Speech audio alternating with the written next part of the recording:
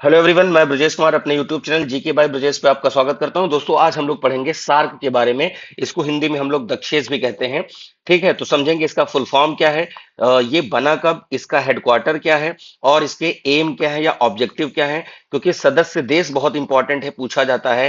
फिर वो NDA CDS का एग्जाम हो आपका, या फिर यूपीएससी का एग्जाम हो, स्टेट पीसीएस का एग्जाम हो, अभी लोअर पीसीएस उत्तर प्रदेश का एग्जाम होने वाला है, यूपी पेट का एग्जाम होगा, या जो भी स्टेट वगैरह में आप एग्जाम दे रहे हो, तो सभी जगहों पर ये क्या है, पूछा जाता है। सार के बारे में एटलीस्ट हेडक्वार्टर पूछते हैं, उसके मेंबर कंट्रीज पूछते हैं।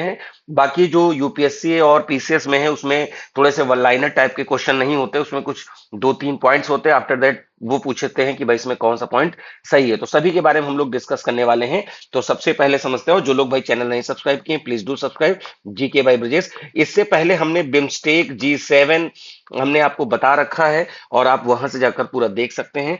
और बिम्स्टेक और सार्क मैंने थोड़ा कंपैरिजन भी किया था, बट राइट नाउ अभी मैं फिर से सार्क के बारे में बताऊंगा डिटेल में। और जिन लोगों ने नहीं देखा है, कैसे आप देख लीजिए, ब्रिक्स के बारे में देखिए, G7 के बारे में देखिए, और G20 के बारे में देखिए। जो भी हमने इंटरनेशनल ऑर्गेनाइजेशन से संबंधित वीडियोस बनाए हैं, आप उसको जरूर देखें। तो चलिए शुरू करते हैं बिना किसी देरी के। पहले यहां पर समझ लेते हैं भाई। देखिए, अगर आप यूपीएससी सिविल सर्विसेज की बात करेंगे तो पेपर सेकंड में आईआर पॉलिटी वाले सेगमेंट में ये पूछा जाता है। ठीक है, अब देखिए, सार्क का फुल फॉर्म है South Asian Association for Regional Cooperation. ठीक है, इसको जिसको हम दक्षिण एशियाई क्षेत्रीय सहयोग संगठन बोलते हैं, तो हिंदी में हम दक्षेस भी कहते हैं।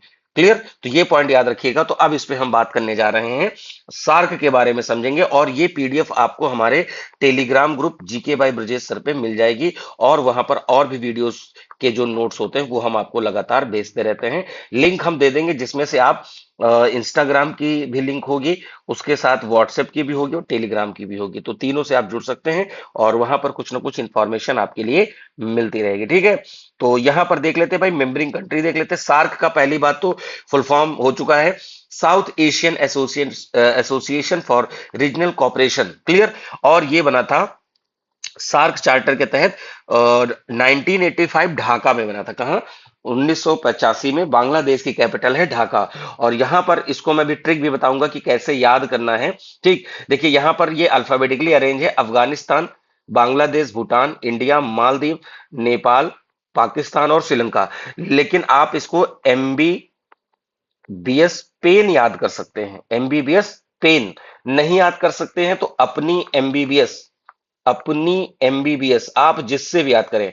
अब मालदीव, भूटान और बांग्लादेश, श्रीलंका, P से पाकिस्तान, A से अफगानिस्तान, I से इंडिया और N से नेपाल। तो ये MBBS पेन करके याद कर लीजिए, बहुत इंपॉर्टेंट है और वो आपसे एग्जाम में पूछा जाएगा। क्लियर, क्योंकि मेंबर कंट्रीज, उसका फॉर्मेशन ईयर, ये सब पूछते हैं।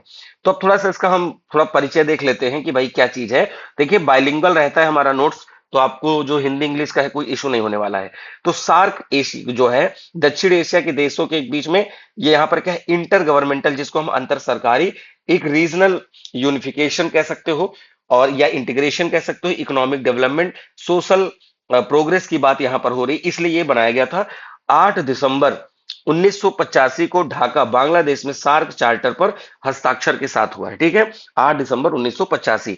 इसका सचिवालय या सेक्रेटरीट, या जिसको हम हेडक्वार्टर भी बोल सकते हैं, वो काठमांडू नेपाल में है। और 17 जनवरी 1987 से ये क्या है, कार्यरत है। तो क्या बात है, पहली बात, ये इंटर गवर्नमेंटल है, रीजनल इंटीग्रेशन की बात है, इकोनॉमिक डेवलपमेंट की बात है, और सोशल प्रोग्रेस की बात है।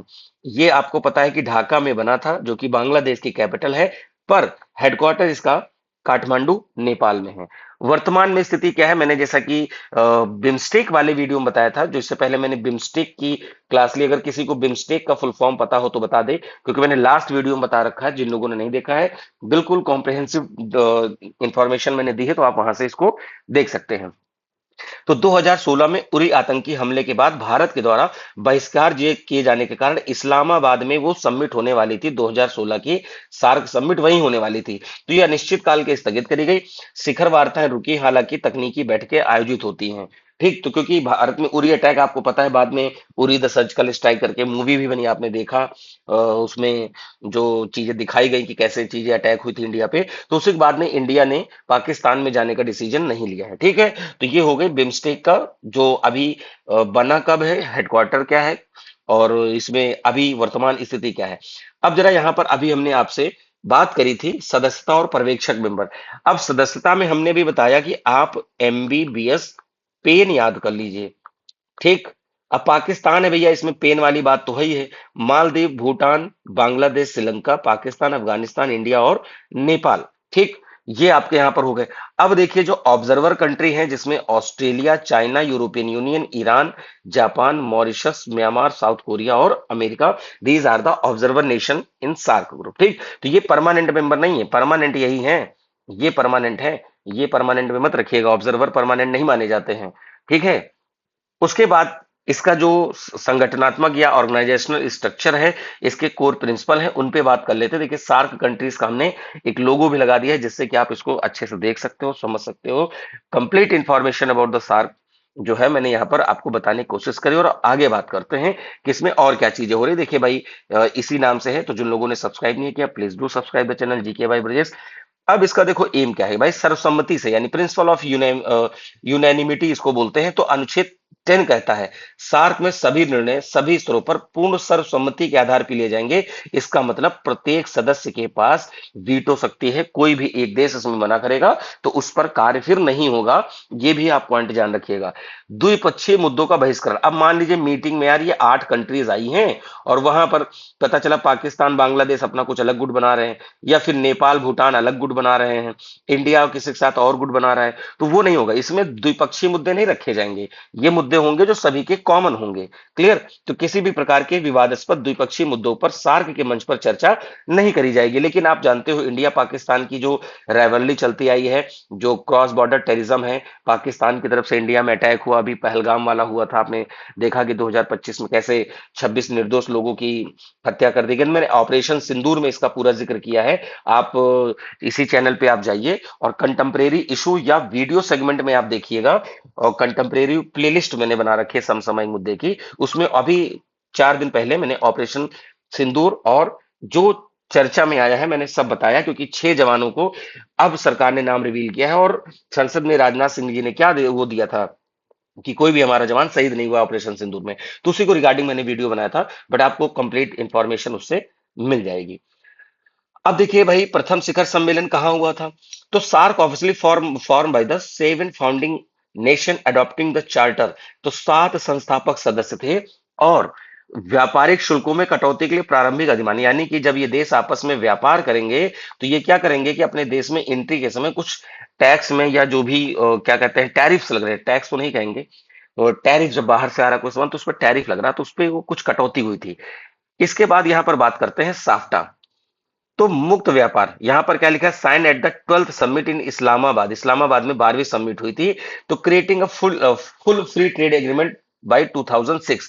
तो एक था कि भाई हम फ्री ट्रेड एग्रीमेंट शामिल कर समझौता पे हस्ताक्षर कर लें, जिससे कि सदस्य देशों के बीच में व्यापार हो, किसी भी प्रकार का टैरिफ वगैरह ना हो।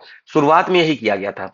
फिर 2007 में अफगानिस्तान। तो जब अफगानिस्तान जुड़ता है तो टोटल कितने मेंबर हो जाते हैं, 8। तो जैसे मैंने एमबीबीएस पेन मैंने कई बार बताया, अब आपको रट जाएगा। तो नई दिल्ली में आयोजित 14वें सम्मेलन में अफगानिस्तान को औपचारिक रूप से इसमें क्या किया गया, शामिल कर लिया गया है। ये पॉइंट आपको यहाँ पे याद रखना है। अगला बात करते हैं, नवंबर 2014 18 समिट का 18वीं समिट काठमांडू में हुई थी। और जो राष्ट्र प्रमुख है, जैसे अपने देश से प्रधानमंत्री गए होंगे, तो लगभग हर देश के यहाँ पर हम लोगों के यहाँ जो पार्लियामेंट्री सिस्टम में प्रेसिडेंट होते की जगह प्राइम मिनिस्टर ज्यादा एक्टिव होते हैं। तो यहाँ प्राइम मिनिस्टर ने यहाँ पर सभी प्रमुखों ने भाग लिया था, जो सक्सेसफुली रहा था। अब सार्क के विशेषीकृत संगठन क्या है, देखिए भाई, साउथ एशियन यूनिवर्सिटी कहाँ बनी है, नई दिल्ली भारत। ये मैच द फॉलोइंग में आ सकता है। इसका जो सार्क विशेष कोष है, यानी कि जो इकोनॉमिकल सोशियो जो कोष बनाया गया थिम्पू भूटान में, और सार्क क्षेत्रीय मानक संगठन ढाका बांग्लादेश में। देखिए अलग अलग देशों में अलग अलग चीजें डिवाइड हैं, जिससे कि किसी भी देश को ये ना लगे कि इंडिया बड़ी कंट्री है या कोई और देश के में ही सारे हैं। तो वो चीज नहीं है, सबके पास कुछ ना कुछ ऑर्गेनाइजेशनल जिम्मेदारियां दी गई हैं, हेडक्वार्टर बनाए गए हैं। अब देखिए यहाँ पर इस सार्क ग्रुप के सामने क्या क्या चुनौतियां हैं। पहली बात, इंडिया और पाकिस्तान का कॉन्फ्लिक्ट है। किस बात पे कॉन्फ्लिक्ट है भाई, जाहिर सी बात है, क्रॉस बॉर्डर टेररिज्म जैसा मैंने बताया, और constant trust deficit between India and Pakistan have made the consensus building impossible. The unanimity clause has turn into a institutional क्या है, रोड ब्लॉक। तो भारत पाकिस्तान के बीच में आपसी तनाव वगैरह जो है सर्वसम्मति नहीं बन पाई है। कम अंतर क्षेत्रीय व्यापार, यानी इसमें क्या किया गया है कि भाई अभी भी व्यापार मात्र कह रहे 25% से कम है, मतलब 5 से 6% होता है। यूरोपियन यूनियन में तो 60% का व्यापार हो रहा है। तो देख रहे हैं कि कितना आपस के देशों के बीच में ही कम है, और यही कंट्री यूरोपियन यूनियन या अदर कंट्री से करते हैं तो ट्रेड बहुत बढ़िया हो रहा है। ठीक है, तो ये विफलता के प्रमुख कारण हैं। हिंदी में भी चीजें दी हुई हैं, तो जिन लोगों को यहां से देखना है आप देख सकते हो कि भाई भारत पाकिस्तान का आपसी विवाद, व्यापार संरक्षणवाद और खराब कनेक्टिविटी। कनेक्टिविटी कैसे खराब, भाई देखो अब इंडिया है, ये इंडिया है, इधर पाकिस्तान, इनसे कुछ ठीक ठाक बात नहीं बन रही। बांग्लादेश पाकिस्तान अभी नजदीक हुए हैं पिछले 1 साल से, जब से इनका इंडिया के साथ थोड़ा मैटर बिगड़ा शेख हसीना वाले इशू से। नहीं तो इनकी पाकिस्तान की नहीं बन रही है। नेपाल बीच बीच में चाइना के पास चला जाता है, तो उससे ट्रस्ट नहीं बिल्डअप हो रहा है। तो ये सब चीजें कुछ ना कुछ इशू रहा है। ठीक है, तो ये यहां पर आपको पॉइंट याद रखने हैं। अब देखो भारत का बदलता दृष्टिकोण क्या है। ठीक, अब यहां पर देखो भाई, नेबरहुड फर्स्ट की बात हुई थी, अब एक्ट ईस्ट पे बात आ गई कि भैया हम पूर्व की तरफ देखेंगे। तो बिमस्टेक बना था, आपको पता है। अभी हम संघाई कॉरपोरेशन ऑर्गेनाइजेशन की बात करेंगे, क्वाड की बात करेंगे, तो जितने भी ये इंटरनेशनल ऑर्गेनाइजेशन है सबकी बात करेंगे, तो आपके लिए यहाँ पर बिल्कुल अच्छे से समझ में भी आ जाएगा। ठीक, तो देखो सार्क और बिम्स्टेक की बात कर लेते हैं। देखिए मैं फुल फॉर्म बता देता हूं, आपने अगर नहीं याद आ रहा है, क्योंकि मैंने लास्ट वीडियो में तो बताया था। Bay of Bengal multi sectoral technical economic cooperation की बात हो रही है। ठीक, तो पहली बात क्या है, ये ज्योग्राफिकल स्टेटस सार्क क्या है कि भाई केवल साउथ एशिया के लिए है। यहां पर क्या है कि भाई बंगाल की खाड़ी, बिम्स्टेक बे ऑफ बंगाल से ही शुरू होता है, तो बंगाल की खाड़ी के क्षेत्रों में पाकिस्तान की प्रेजेंस इसमें मुख्य सदस्य है, लेकिन इसमें मुख्य सदस्य के रूप में पाकिस्तान नहीं है। तो इसमें इस तरह का कोई कॉन्फ्लिक्ट नहीं मिलेगा कि इंडिया पाकिस्तान की राइवलरी है तो वो लोग आपस में कोई काम ना कर पा रहे हो। तो ये पॉइंट आपको याद रखना है। ठीक है, और प्रोग्रेस स्टेटस क्या है भाई, 2016 से पूरी तरह से बंद है। उरी हमले के बाद से ये बंद है, आपको याद होना चाहिए। लेकिन बिम्स्टेक क्या है, सक्रिय है और प्रगतिशील है, ये पॉइंट याद रखना, अभी ये काम कर रहा है। ठीक है, आगे देखते हैं भाई। सार्क में गतिरोध को दरकिनार करते हुए भारत उप क्षेत्रीय सहयोग जैसे बीबीआईएन, मतलब बांग्लादेश भूटान भारत नेपाल मोटर वाहन समझौते को लागू कर रहा है। ये देश आपस में बाई लैंड कनेक्टेड है। कनेक्टेड तो पाकिस्तान से भी है, पर पाकिस्तान का इशू आतंकवाद से है और तमाम चीजों से है जहां पर दिक्कतें हैं। तो इस वजह से यहां पर क्या किया गया है कि भाई बीबीआईएन रोड नेटवर्क है, मोटर वाहन समझौते की बात हो रही है। अब देखिए भाई, हमेशा पूछा जाता है कि way forward for the UPSC examination, तो भाई हमारे लिए आगे की राह क्या है, इसका मतलब है तो डीलिंकिंग इकोनॉमिक फ्रॉम पॉलिटिक्स। देखो राजनीति से हटाओ इकोनॉमिक वाले क्षेत्र को, यानी कि दो देश आपस में सहयोग बढ़ाएं। राजनीति के मत्थे ना चढ़ जाए ना कि कोई देश में गवर्नमेंट बनी। अब जैसे बांग्लादेश में अभी शेख हसीना की जगह जिया खालिदा के बेटे हैं, वो प्रधानमंत्री बने। जिया खालिदा जी की तो डेथ हो गई। ठीक, और यहां पर क्या है कि भाई शेख हसीना इंडिया भाग गई, वही बाहर बोला ही जाएगा, क्योंकि वहां से वो इंडिया भाग के आई थी, क्योंकि वहां पर जो कह सकते हो यूथ था, कुछ विवाद हुआ था, जिसके कारण से।